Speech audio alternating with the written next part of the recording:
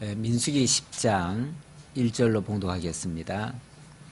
여호와께서 모세에게 말씀하여 이르시되 은나팔 둘을 만들되 두들겨 만들어서 그것으로 회중을 소집하며 진영을 출발하게 할 것이라.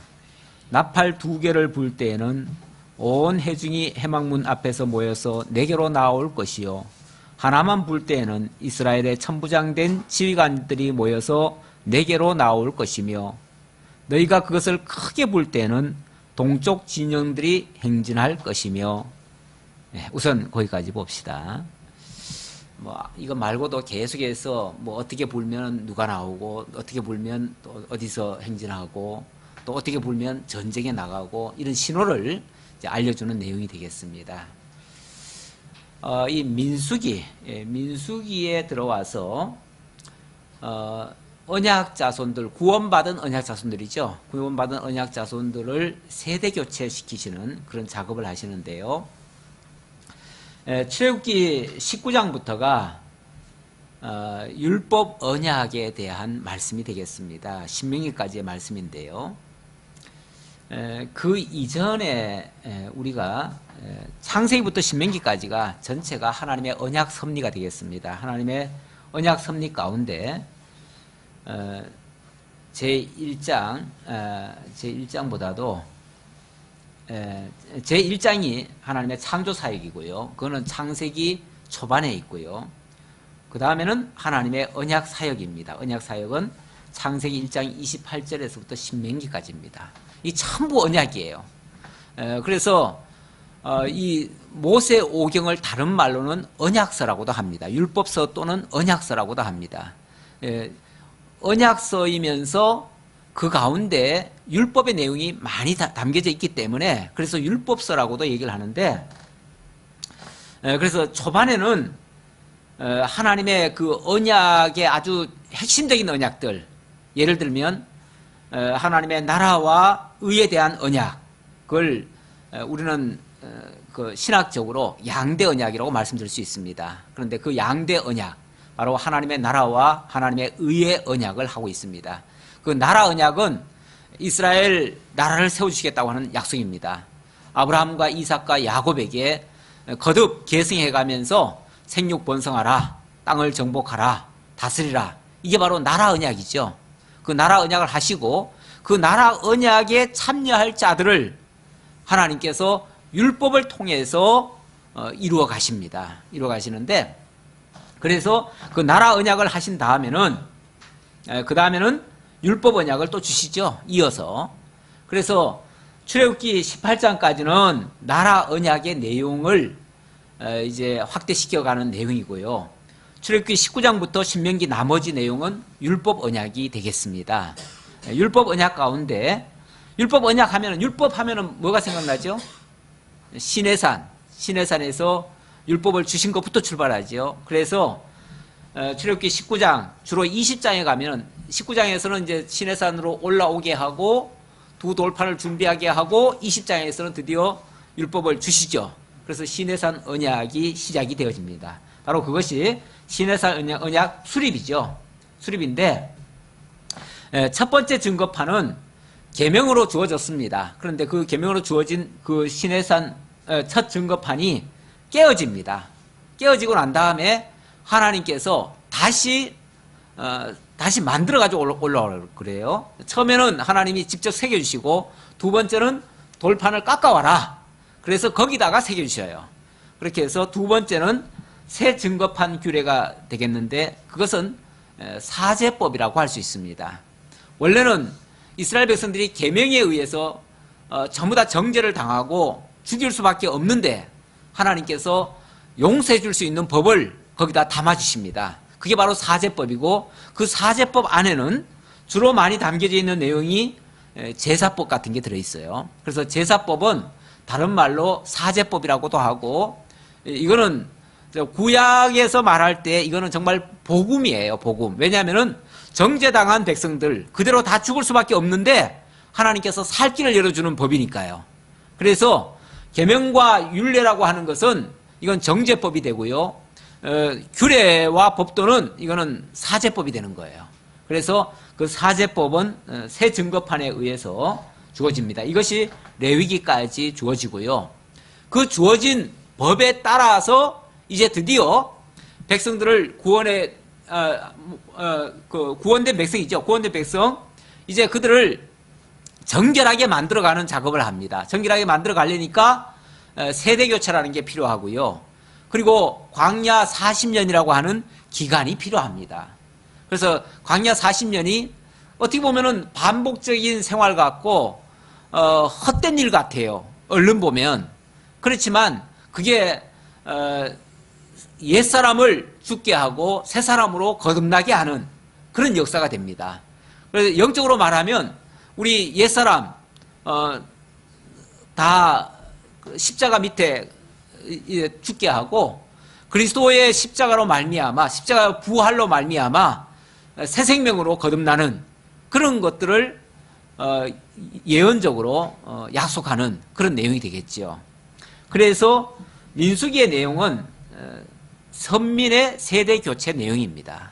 세대 교체인데, 세대 교체를 하려면은 이제 광야라고 하는 곳을 통과를 해야 돼요. 통과를 해야 되는데, 그 광야에 들어가려면 광야에 들어가서 이제 40년간을 앞으로 거기서 살아야 되는데, 그 삶이라고 하는 거는 지금까지 살던 삶과는 전혀 달라요. 전혀 다르기 때문에 거기서 살아갈 준비를 단단히 해야 됩니다. 그래서 먼저 이제 구별된 백성들을 다 이제 세워놓고 그들을 대회를 정비합니다. 그래서 먼저 백성들 대회를 정비하죠. 그 다음에는 레위인들 대회를 정비를 합니다. 그리고 그들이 각각 맡은 임무, 사역 이런 것들을 다 분배를 해줘요. 분배를 해주고, 그리고 이제 한 9장쯤 오지요. 9장까지가 원래 광야 생활 준비고요.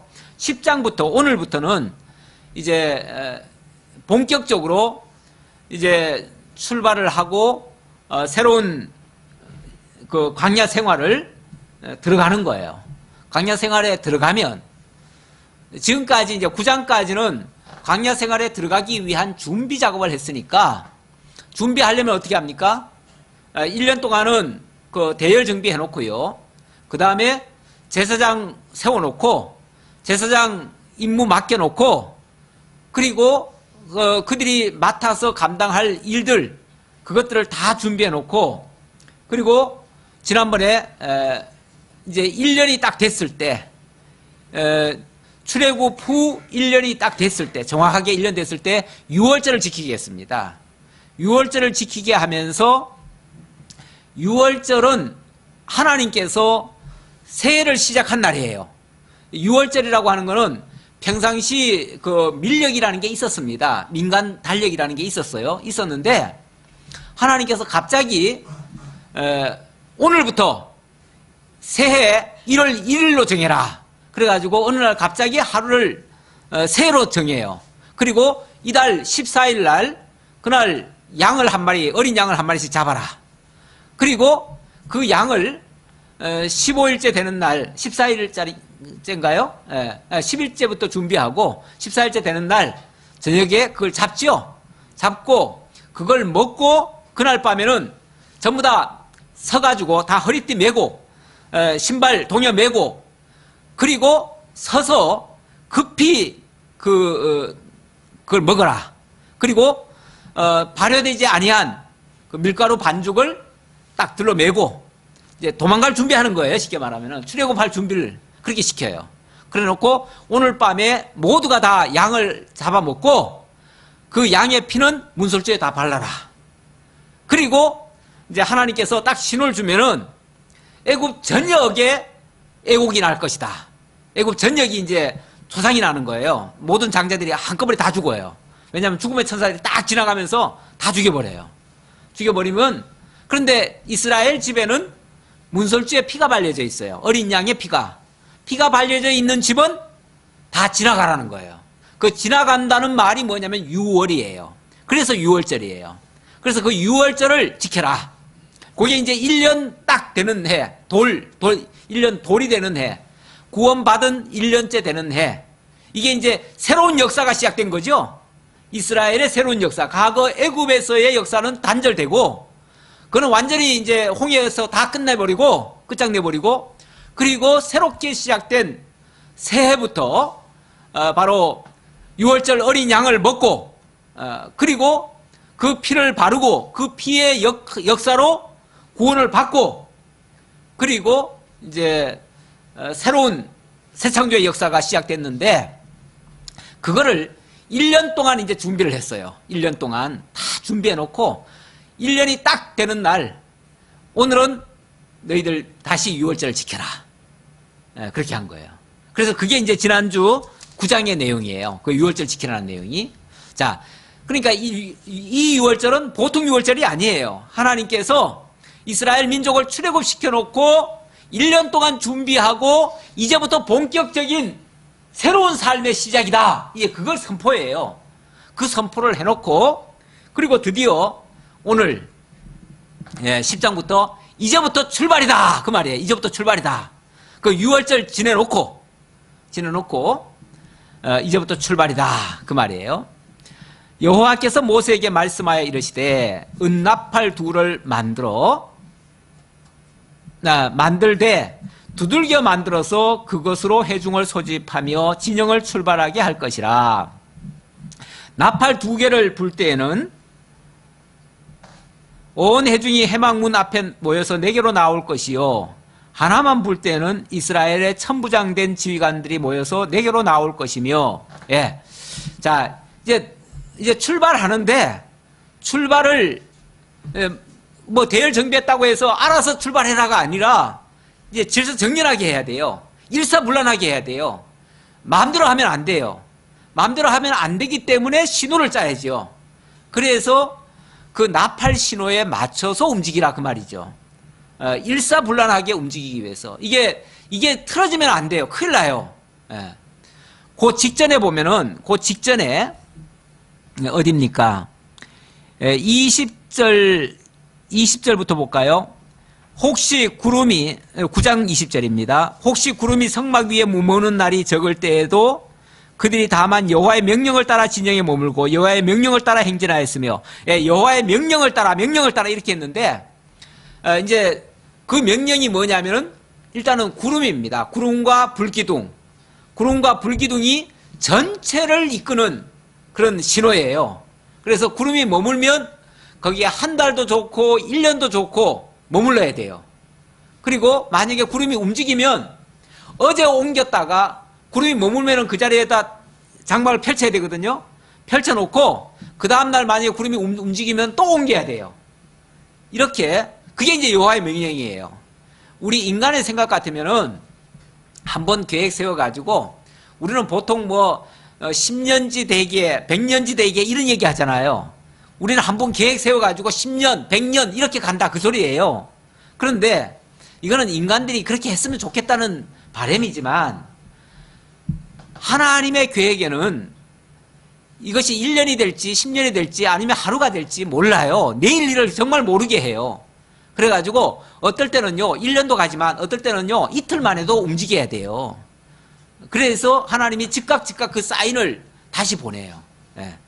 그렇게 해서 22절에 보면, 이틀이든지 한 달이든지 1년이든지 구름이 성막 위에 머물러 있을 동안은 이스라엘 자손이 진영에 머물고 행진하지 아니하다가 떠오르면 행진하였으니, 이게 철저하게 하나님의 인도 따라 움직여야 되는 이스라엘 민족의 그런 모습입니다. 그들이 여호와의 명령을 따라 진을 치며 여호와의 명령을 따라 행진하고, 여호와의 명령을 따라 진을 치고 명령을 따라 행진하고, 또 모세를 통하여 이르신 여호와의 명령을 따라 여호와의 직임을 지켰더라. 뭐 움직이는 것도 또 뭐 하는 것도 말 듣는 것도 전부 다 여호와의 명령대로 되어졌다. 이렇게 철저하게 명령대로 해놓고, 그 다음에 이제 오늘 나팔을 만들어서 그 나팔로 움직이라는 거예요. 근데 나팔을 어떻게 만드는가?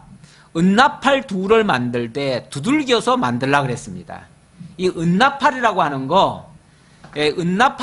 거는요, 원래 은이라고 하는 이 금속 자체가요, 굉장히 그 용해점이 굉장히 높습니다. 다시 말하면 일반 금 같은 거는 잘 녹아요. 그런데 은은 잘 안 녹는다고 그래요. 저는 정확하게는 모릅니다. 그러나 일반적으로 상식적으로 그렇다고 그래요. 그러니까 은을 녹이려면은 굉장히 열이 세야 된다는 거죠. 맞습니까? 혹시 또 아닙니까? 제가 또 잘 모르는 지식을 또 내가 함부로 과학적인 얘기를 함부로 해가지고 틀리면 또 안 되니까. 어쨌든 은은 그래서 성경에는 은은 연단, 고난 뭐 이런 것의 상징물이기도 해요. 은이. 그래서 은 같은 연단, 은으로 은을 단련함 같이 뭐 이렇게 표현이 있을 때가 있어요. 그러니까 은은 그만큼 더 많은 이제 열을 가해야 된다는 거예요. 그만큼 그래서 연단을 가리킬 때 은을 많이 상징적으로 사용하고요. 이 나팔을 또 만드는데 나팔을 두들겨서 만들려고 하잖아요. 이 두들겨서 만든다고 하는 것도 일종의 그런 의미가 연단의 의미가 담겨져 있어요. 그러니까 하나님의 이 말씀이라고 하는 거 원래 나팔 소리라고 하면은 일반적으로는 굉장히 기쁜 소식 같잖아요. 그런데 그것을 지키려고 하면 거기에는 굉장히 많은 힘이 들어간다는 얘기도 돼요. 다시 말하면 그 소리는 어찌 보면 우리에게 어떤 신호를 알려주는 거니까 기쁜 소식일 수 있는데 그것을 따르고 지키는 것은 상당한 그 어려움이 동반된다는 것을 함축적으로 담겨져 있어요. 은나팔로 만드는 거. 이게 이스라엘의 모든 그 이름이라든지 또는 이스라엘의 모든 그 성구라든지 기명이라든지 이런 것은요 그냥 우연하게 만드는 게 아니에요. 그냥 일반적으로 있는 그릇 아무렇게나 만들어가지고 그냥 사용하는 게 아니에요. 거기에는 하나하나에다가 다 사실은 의미를 담아가지고 만들어요. 그 특징 속에 그 의미들이 담겨져 있어요. 그래서 물론 이런 것들을 일일이 다 대입을 시킬 수는 없어요. 그러나 큰 틀에서 우리가 분명하게 밝혀지는 것들은 언급을 하고 넘어갑니다. 그러나 분명치 않은 것들은 뭐 그냥 넘어갈 수밖에 없죠. 그러나 어느 정도 우리가 인식할 수 있는 것들은 제가 언급하고 이렇게 넘어가도록 합니다. 근데 이렇게 두들겨 만들려고 하는 거, 성구들을 만드는 거 보면 거의 다 두들겨서 만들어요. 두들겨서 만든다는 것은 그만한 고통이 동반된다는 얘기예요. 하나님의 일을 하는 데에는 고통이 다 동반된다는 것을 알 수 있어요. 요한계시록에 보면 이런 말씀이 있어요. 하나님의 말씀을 먹으라 그래요. 먹으라 그러는데 그래서 주의 사자가 그걸 먹었어요. 쉽게 말하면 사도 요한이죠. 사도 요한이 그걸 먹었더니 입에서는 단데 배에서는 쓰더라 이렇게 얘기해요. 입에서는 단데 배에서는 쓰더라는 거죠.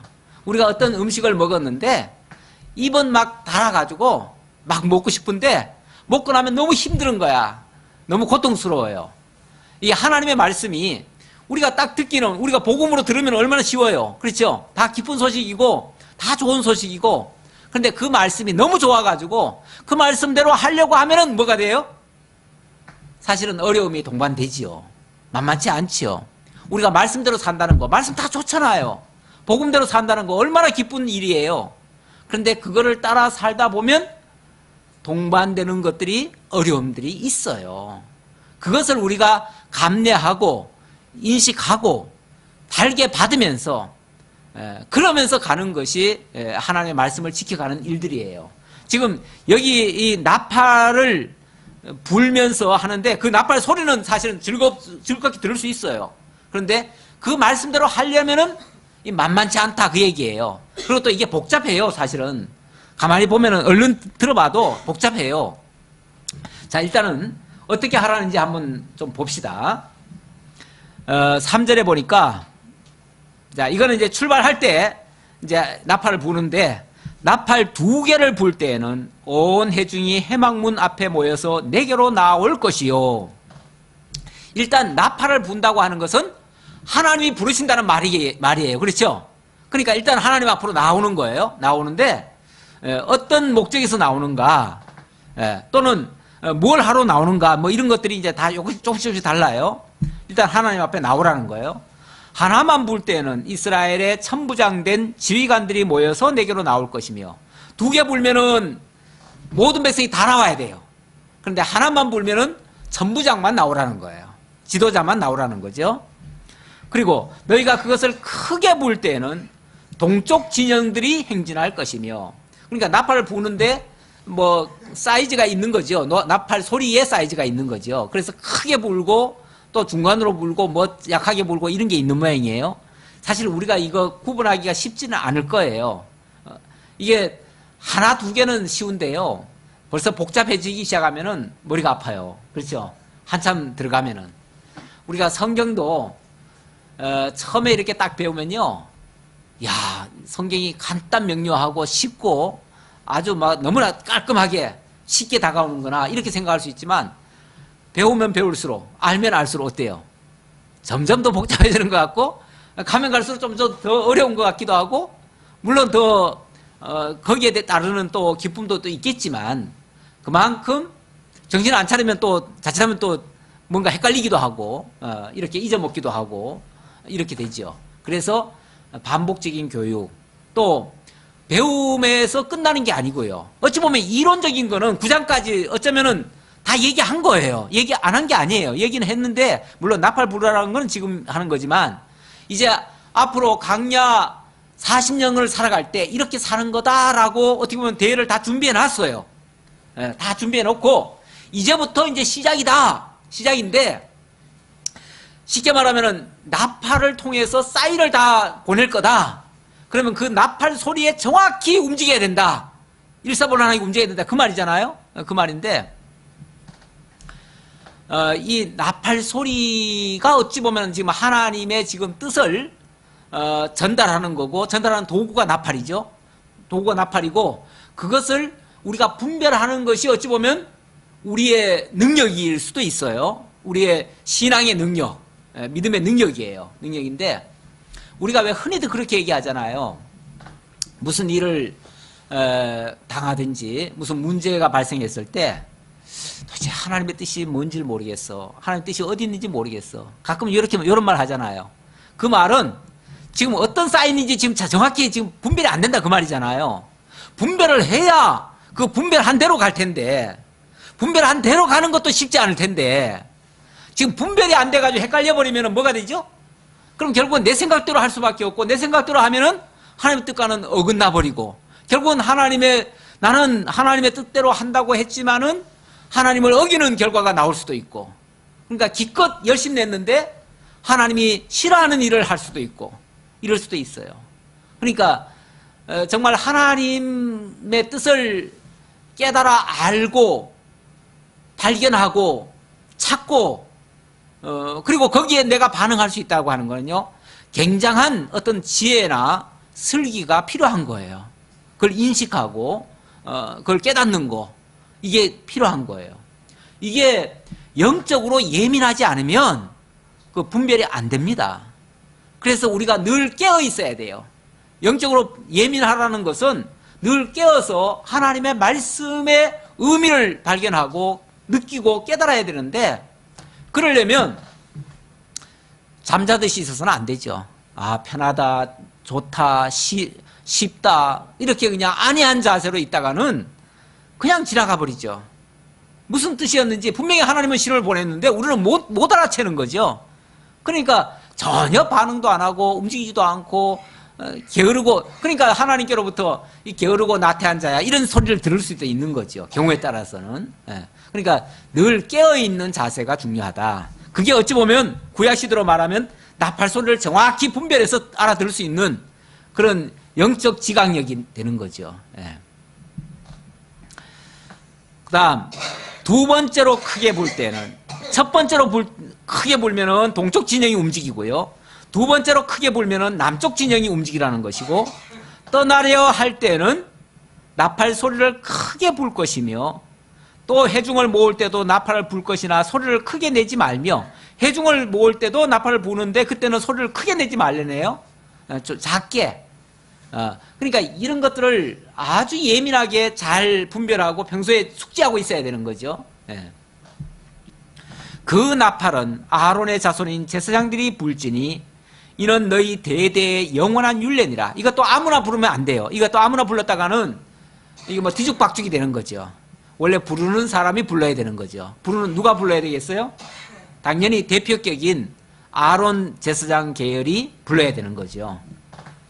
또 너희 땅에서 너희가 자기를 압박하는 대적을 치러 나갈 때에는 나팔을 크게 불지니, 이건 이제 전쟁이 났을 때도 나팔을 부는데, 그리하면 너희 하나님 여호와가 너희를 기억하고 너희의 대적에게서 구원하시리라. 예, 그뿐 아니라 또 10절 너희의 희락의 날과 너희가 정한 절기와 초하루에는 번제물을 드리고 화목제물을 드리며 나팔을 불라. 이건 어찌 보면 기쁨의 나팔이에요. 이건 잔치의 나팔일 수도 있어요. 왜냐하면 희락의 절기잖아요. 희락의 날이잖아요. 그날은 화목제를 드리고, 이 화목제라고 하는 거는 모두가 다 함께 기뻐하는 날이거든요. 화목제는 그래서 원래 다른 제사는요, 제사를 드리면은 그 제물을 누가 먹냐면은 제사장이 먹어요.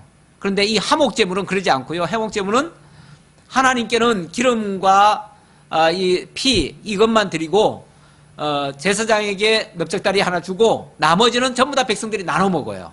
함께 기뻐하는 거예요. 함께 기뻐하는 날 기쁨의 나팔을 또 불라는 거예요. 예, 그러면 하나님이 기억하시리라. 그러니까 어떤 때든지 다 하나님의 사인에 의해서 움직이고 또 함께 기뻐하고 감사하고 모든 것을 하나님의 신호에 따라서 움직이라. 이제 이런 의미가 담겨져 있는 거죠. 자, 그리고 11절로 넘어갑니다. 드디어 이제 출발합니다. 출발. 둘째 해, 둘째 달 20날에 구름이 증거의 성막에서 떠오르매. 그러니까 이 성막에서 쉽게 말하면 1년 동안 구름이 머물러 있다가 1년 지나고 둘째 달 20날, 둘째 해 둘째 달 20날, 그러니까 2월 20일 되는 거죠. 2월 20일 날. 원래 1월 14일이 원래 6월절이고요. 그런데 지난번에 뭐라고 그랬냐면 6월절이라고 하는 거는 한꺼번에 다 들어야 맞아요. 맞는데 어쩌다가 불가피하게 불결한 사람들이 있어요.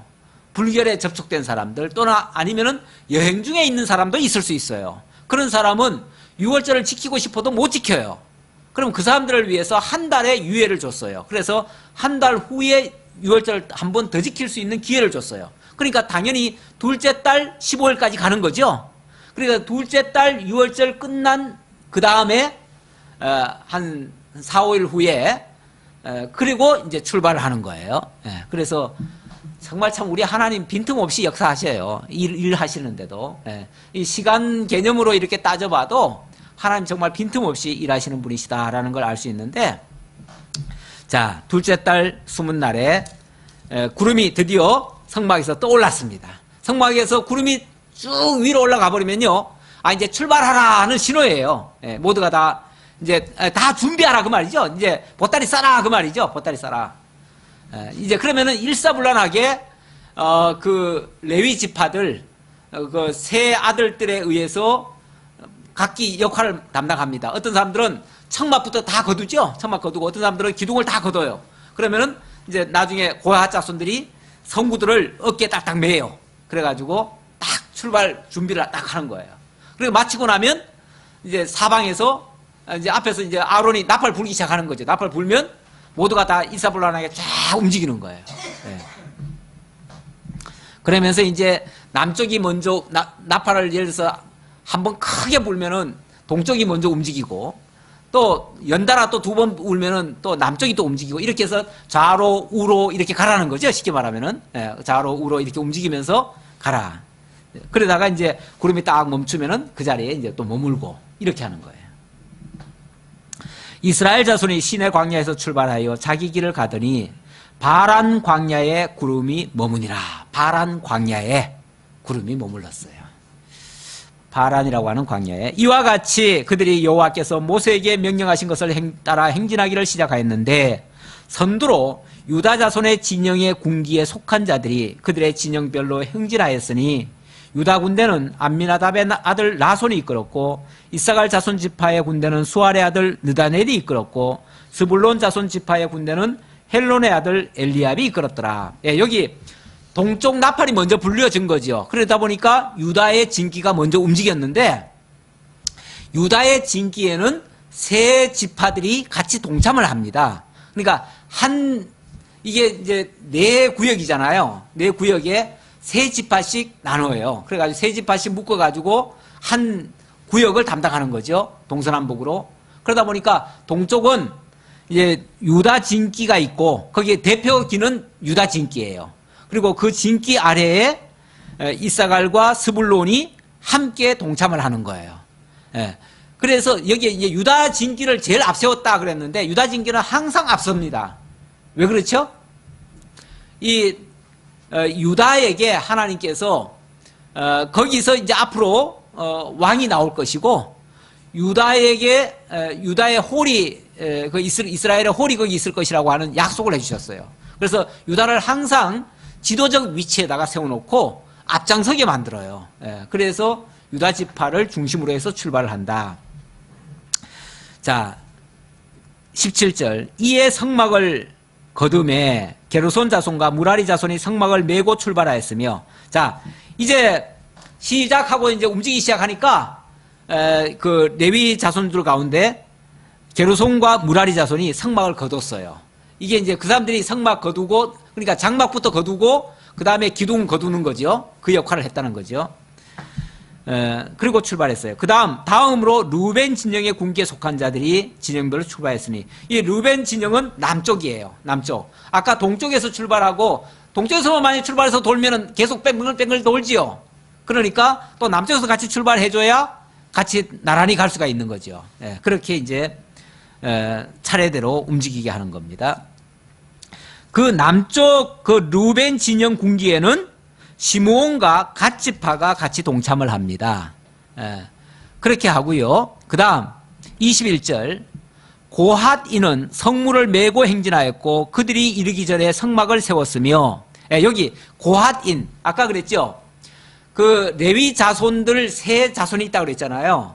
아까 게르손과 무라리는 장막과 그 기둥들을 거뒀다 그랬잖아요. 그리고 거두고 나면 그 안에 이제 남는 것이 성구들 아닙니까? 그 성구들을 고핫 자손이 딱 어깨에 매요. 그걸 메고 이제 그들이 앞장을 섭니다. 그러니까 거두기는 먼저 다른 것들을 거두지만 앞장서는 거는 성구들이 앞장서요. 성구들이 앞장서고 그래서 성구들이 먼저 앞장을 서가지고 쭉 가다가 어디에 이제 만약에 구름이 딱 머물면 그 자리에 그걸 놓는 거예요. 그걸 놓으면 그 위에 덮개가 덮이는 거죠. 그리고 거기에 기둥 덮고 덮개 덮으면 거기가 성막이 되는 거예요.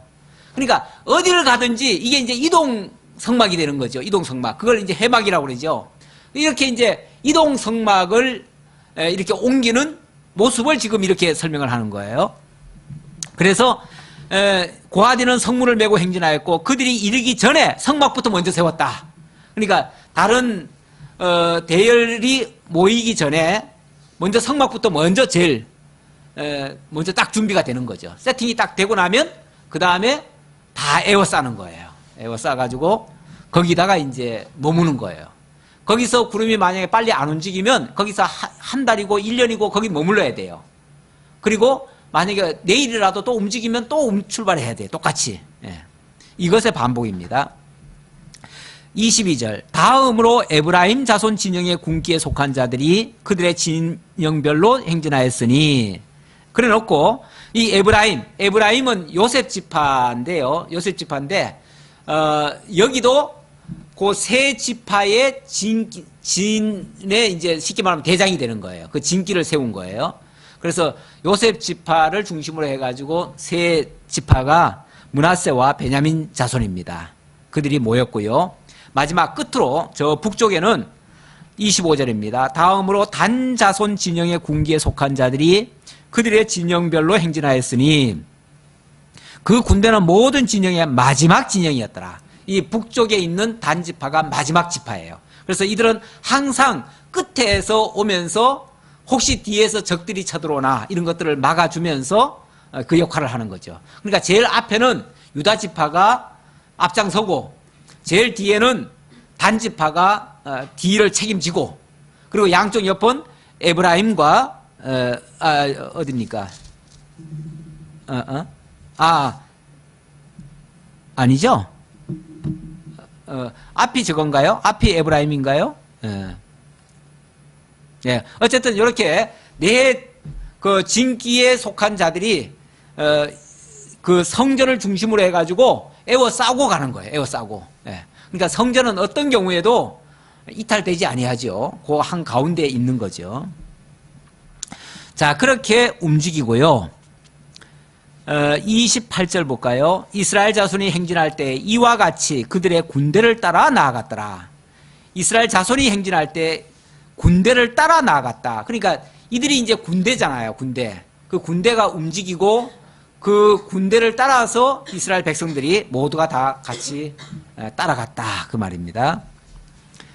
자, 29절로 넘어갑시다. 29절은 예, 29절은 모세가 호밥에게 같이 동행하자고 요청하는 장면입니다.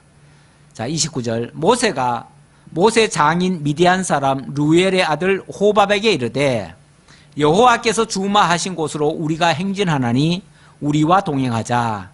그리하면 선대하리라. 여호와께서 이스라엘에게 복을 내리리라 하셨느니라.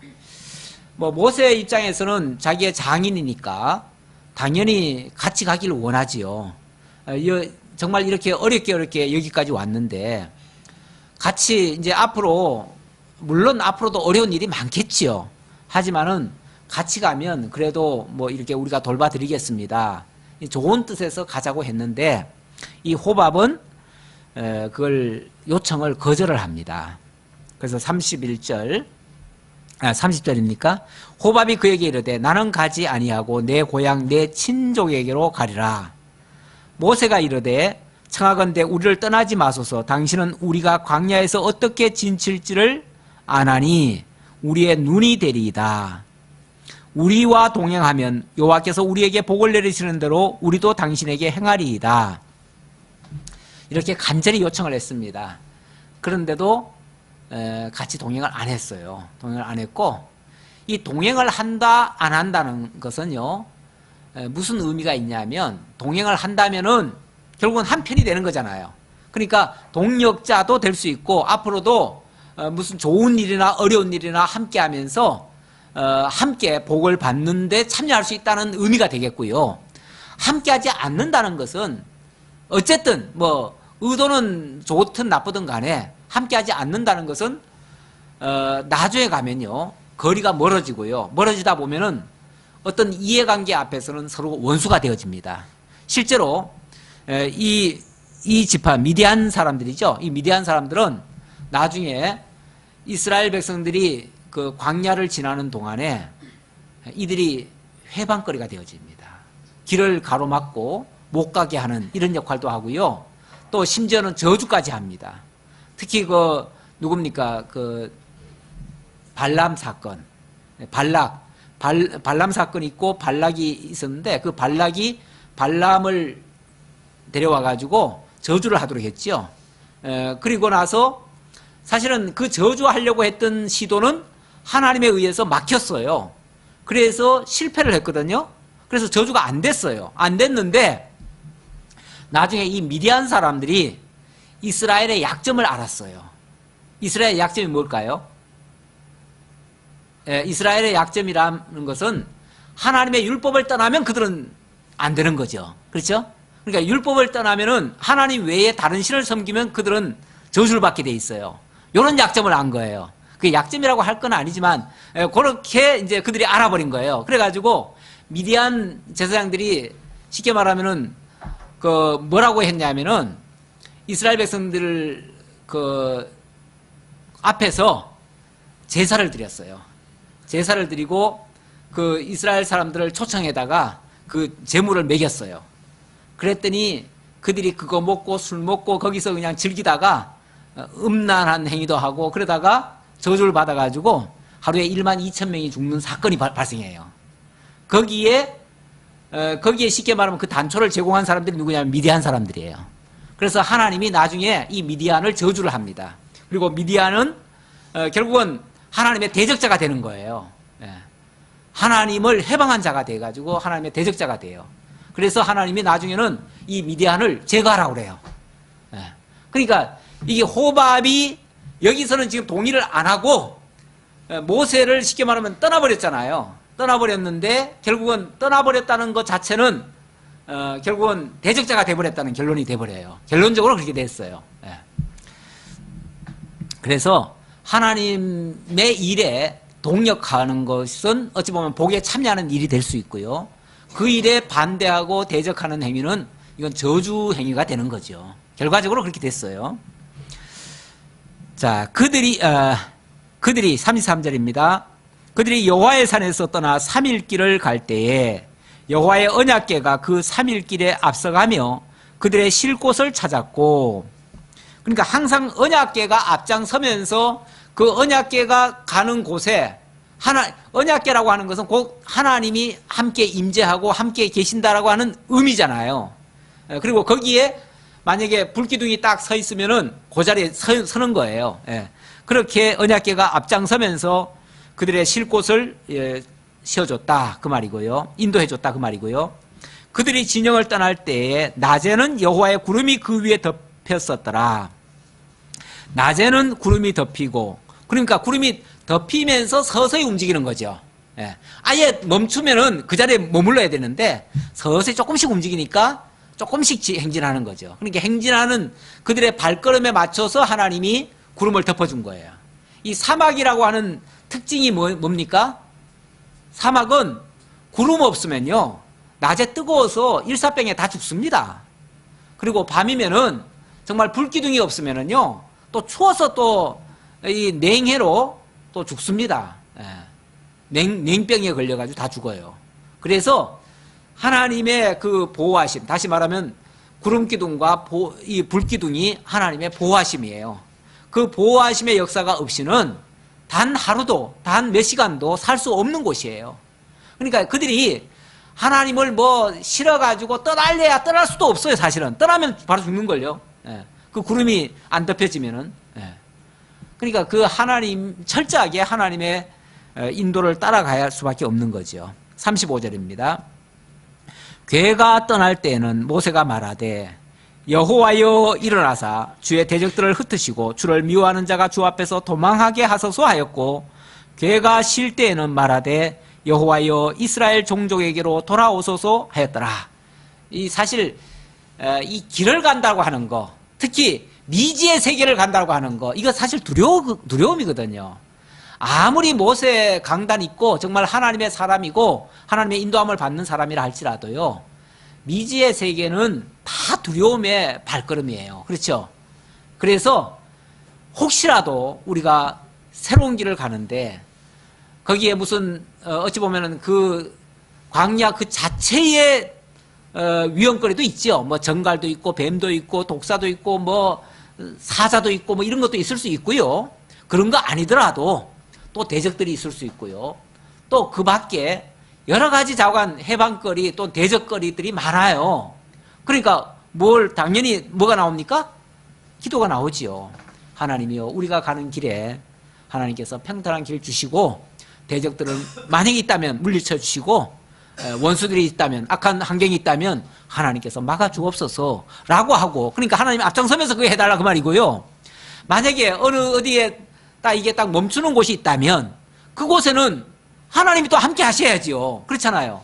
아니 앞을 헤쳐주시기 위해서 앞장서 가셨다가도 멈추는 곳이라면 하나님께서 돌아와 주셔야지 여기에. 그렇죠?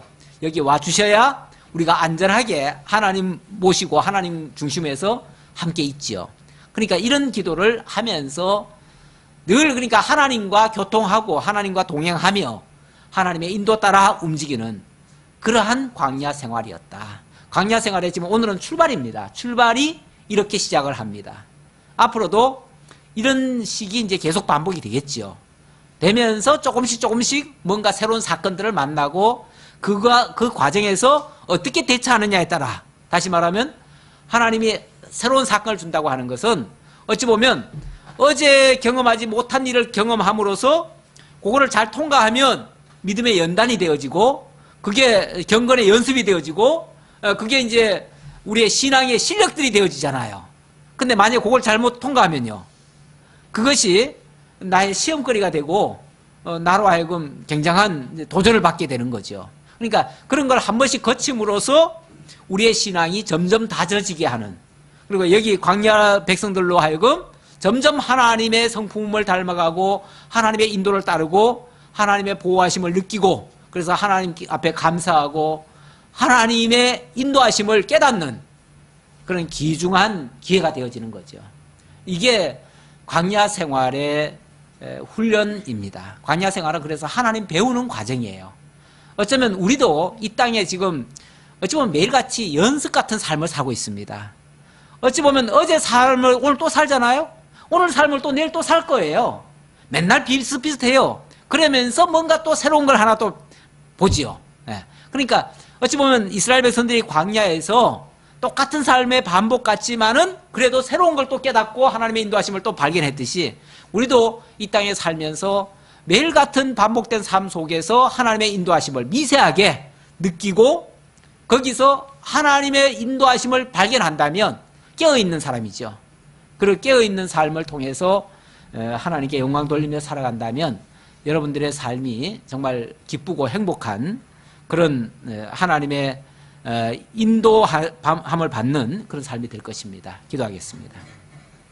아버지 하나님 감사합니다. 오늘도 하나님께서 준비된 말씀으로 우리가 이 광야 같은 생활 속에서 어떻게 사는 것이 합당한 것인지 구약의 성도들이 겪은 것을 통해서 또 교훈적으로 받았습니다. 아버지 하나님, 구약 성도들 하나님의 철저한 인도 따라 살아갔듯이, 그리고 하나님의 신호, 사인을 정확히 읽고 그 사인에 따라서 움직였듯이 오늘도 우리가 하나님의 뜻을 잘 분별하고 하나님의 뜻을 따라서 움직일 줄 아는 지혜자와 슬기로운 자들 다 될 수 있도록 함께해 주옵소서. 베풀으시는 은혜 감사드렸고 예수님의 이름으로 기도하옵나이다. 아멘.